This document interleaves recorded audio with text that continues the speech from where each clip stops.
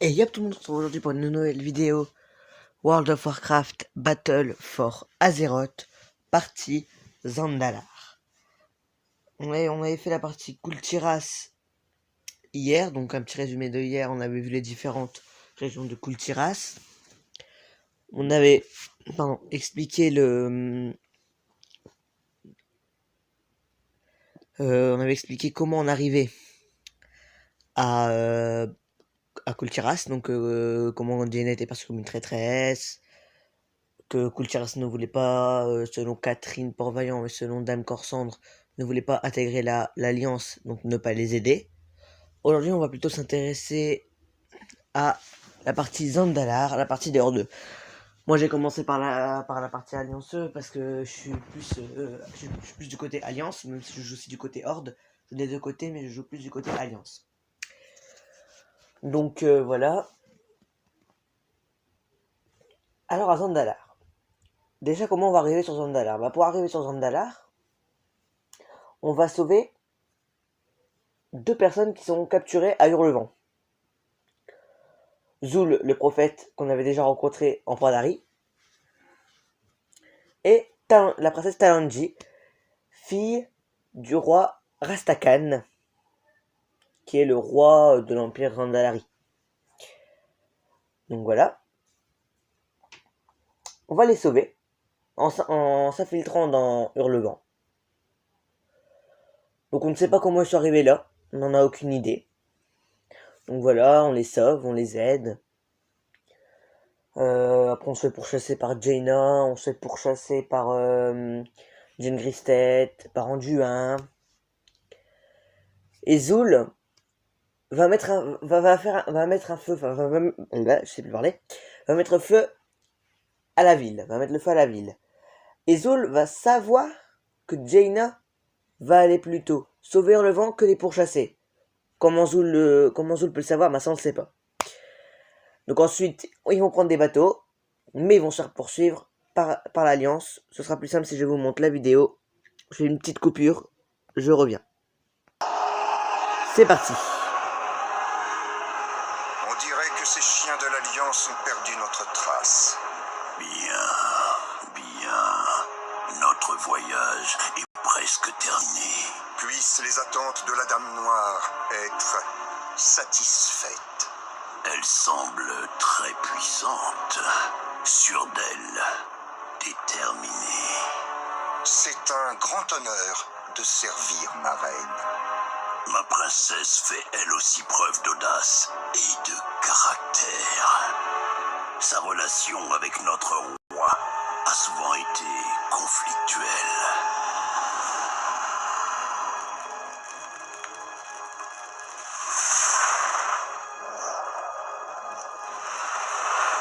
Oh, tout-puissant Rezan, encore une fois tu m'apparais quand j'ai besoin de toi.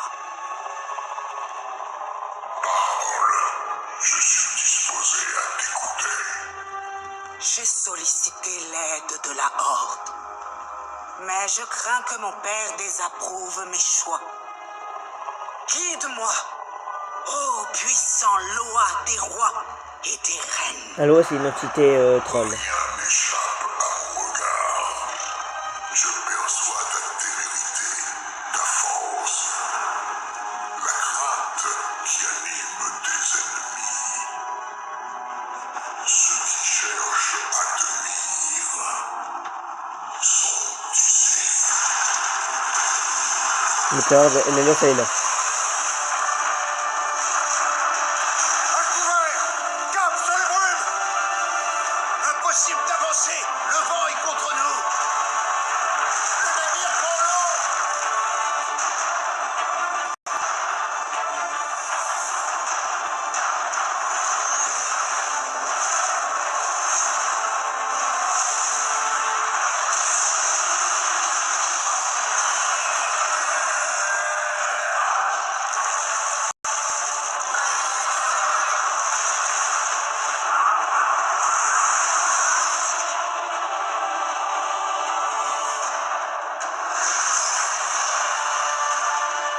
Elle est puissante, hein.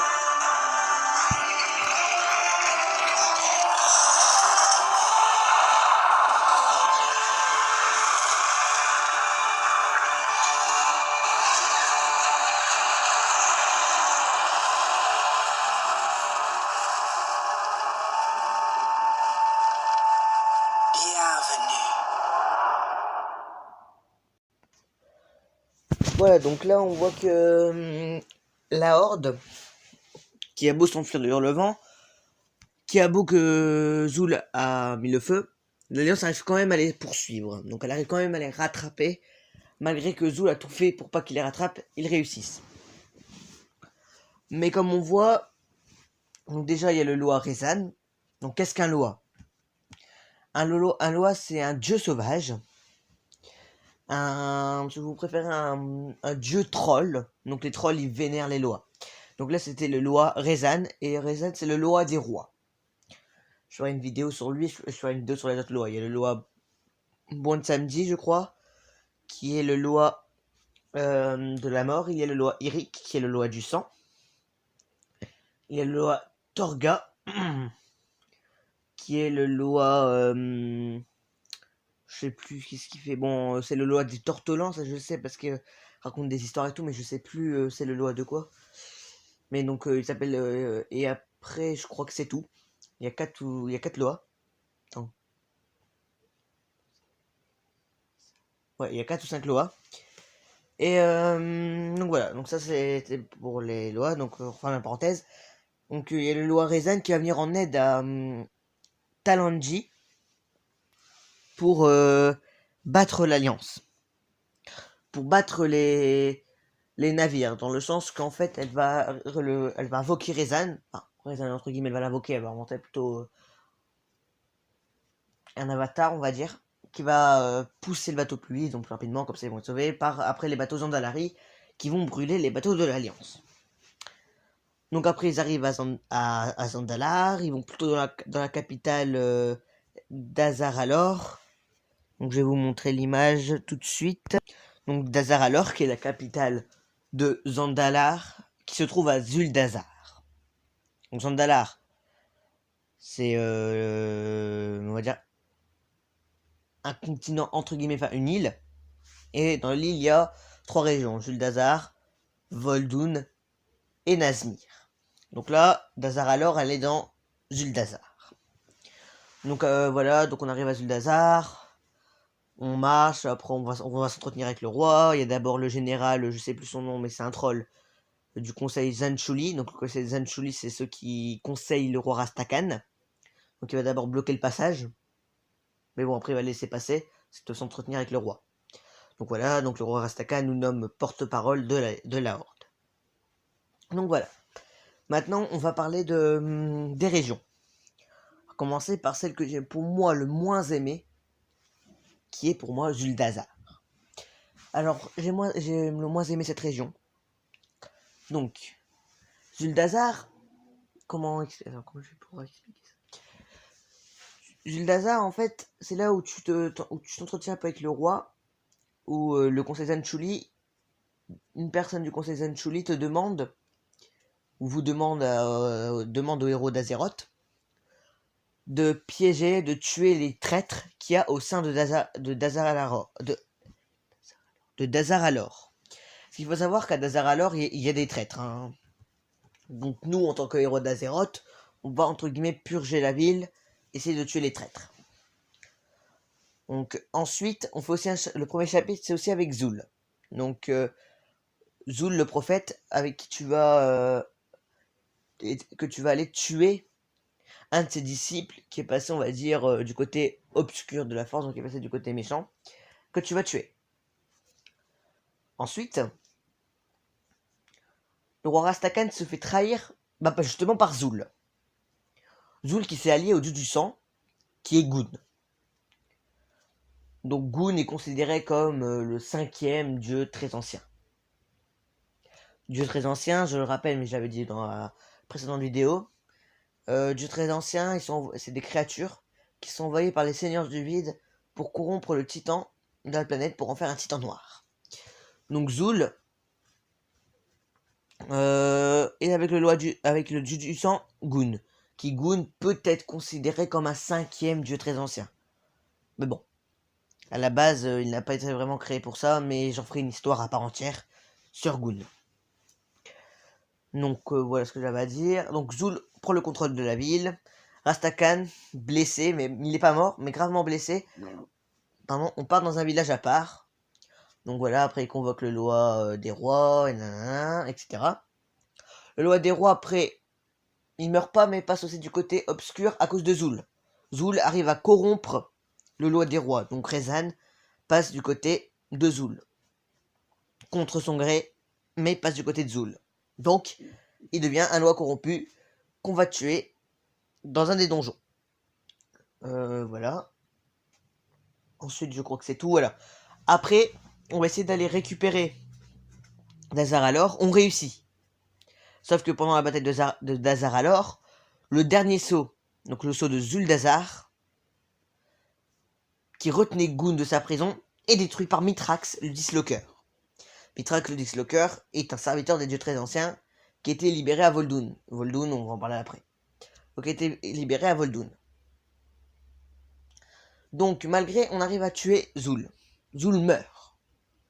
Donc, Zul, il est mort, mais sera ressuscité par la suite. C'est pour ça que vous le voyez comme boss à Uldir. Je crois que c'est tout pour Zuldazar. Donc, le dernier sceau a été détruit, libérant Goun de sa prison. Ensuite, nous avons Vol'dun. Donc, je vais vous montrer une image de Vol'dun. Donc, Vol'dun, c'est ça. En gros, Vol'dun est un désert. Mais avant, on pouvait imaginer que Vol'dun, c'était comme Zuldazar. Donc, Vol'dun, c'était comme Zuldazar, c'était vivant. Il y avait des forêts, il y avait de tout. Sauf qu'avec le cataclysme d'Eldemort et avec la grande fracture, Vol'dun était transformé en un désert, comme vous voyez ici. Donc, Vol'dun, c'est l'endroit où il y a les hommes serpents. Donc, les hommes serpents, il y a, on va dire, deux parties d'hommes serpents. Les hommes serpents qui sont avec nous, et les hommes serpents qui sont contre nous. Jusque-là, vous me suivez?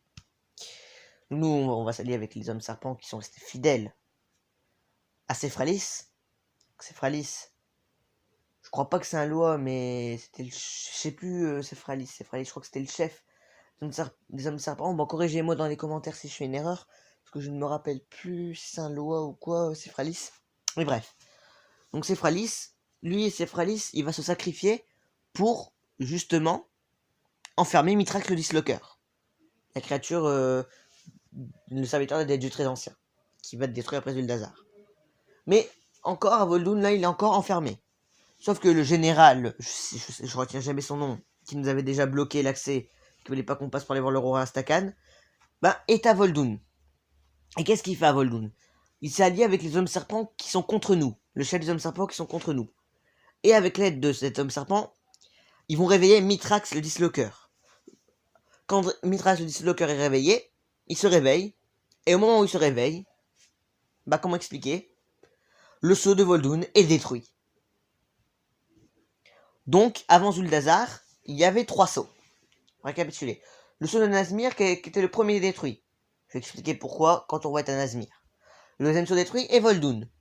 Vol'dun était détruit quand Mithrax le Disloqueur se réveille. Donc, vaut mieux faire Vol'dun avant Zuldazar pour mieux comprendre. Et ensuite, le dernier sceau, qui était celui de Zuldazar, a été détruit par Mithrax le Disloqueur. Donc, voilà. Ensuite, après, il y a des quêtes secondaires à Vol'dun. Ma quête principale, c'est défaire Mithrax. On ne réussit pas, malheureusement. Et aussi défaire les hommes serpents dans le donjon, je sais plus le nom, mais dans le donjon des hommes serpents. Ça, on réussit. Donc les hommes serpents sont défaits, ce n'est plus une menace.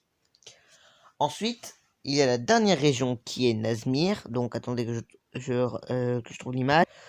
Donc Nazmir. Qu'est-ce que Nazmir déjà? Nazmir, c'est un marécage.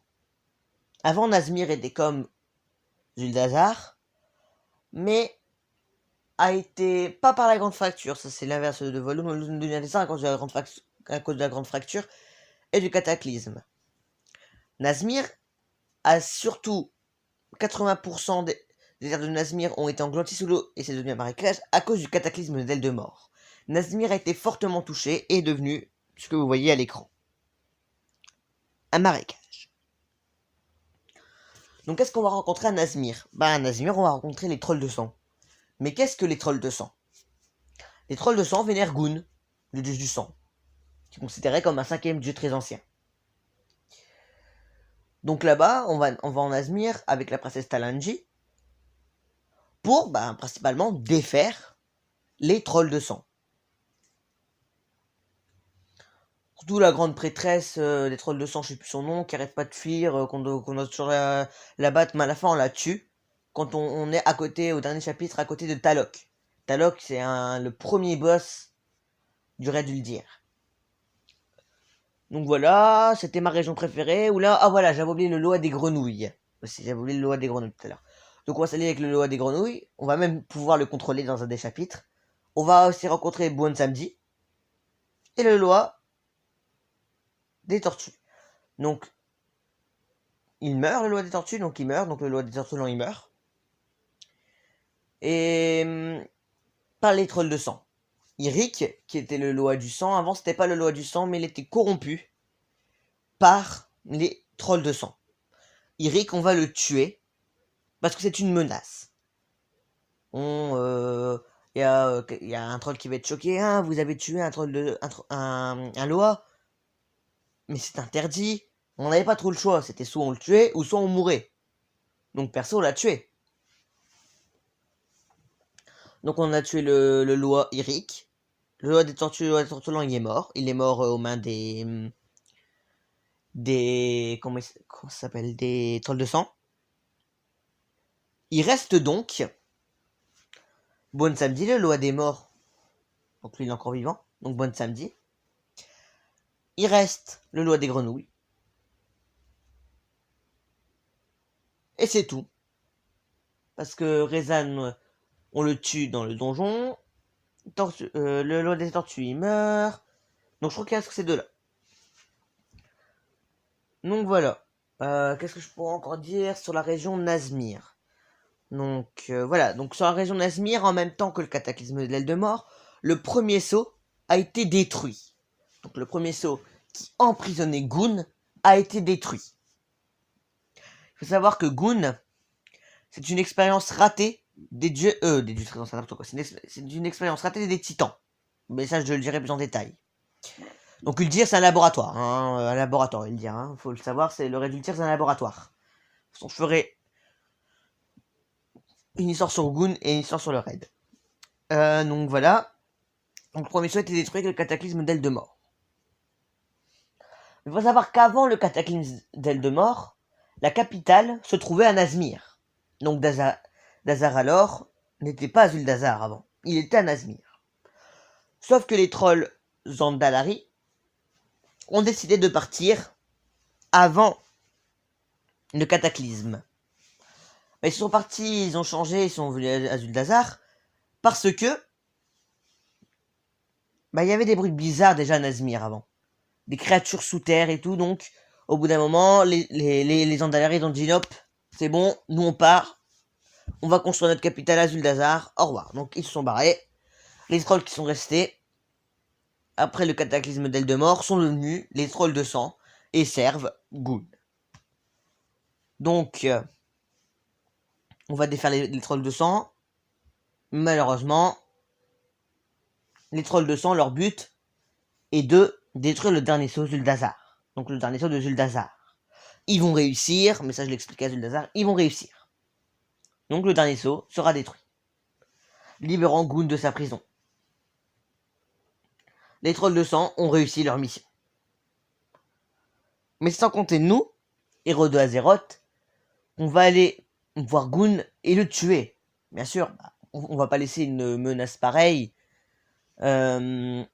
détruire Azeroth. Donc nous, héros d'Azeroth, ou champion d'Azeroth comme vous préférez, on va aller tuer Goon à Uldir. Donc après cela, donc on a tué Goon. On a défait du coup les trolls de sang. Donc ça c'était l'histoire de Nazmir. Dites-moi si j'ai oublié un truc dans les régions que j'ai oublié de dire. C'est possible parce que par rapport à l'Alliance, j'ai plus fait en détail les quêtes des Allianceux que les quêtes des Horde 2 parce que je joue plus dans l'Alliance. Donc si j'ai oublié un truc, que ce soit du côté Alliance ou que ce soit du côté Horde, dites-le moi en commentaire. Comme ça je le saurai si j'ai oublié des quêtes importantes, des chapitres important. Après, je fais pas les quêtes secondaires.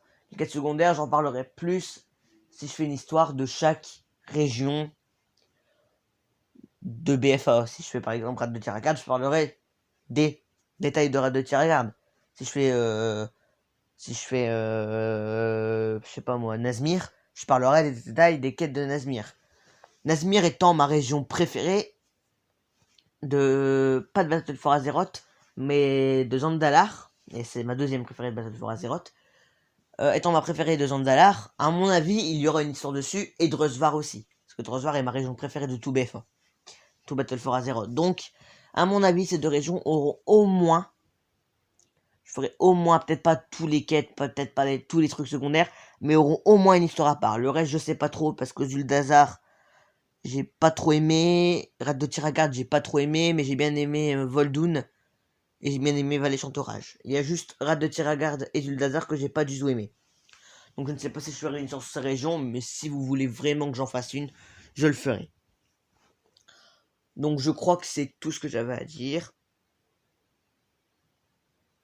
Donc je vais vous laisser. Sur ce, bye.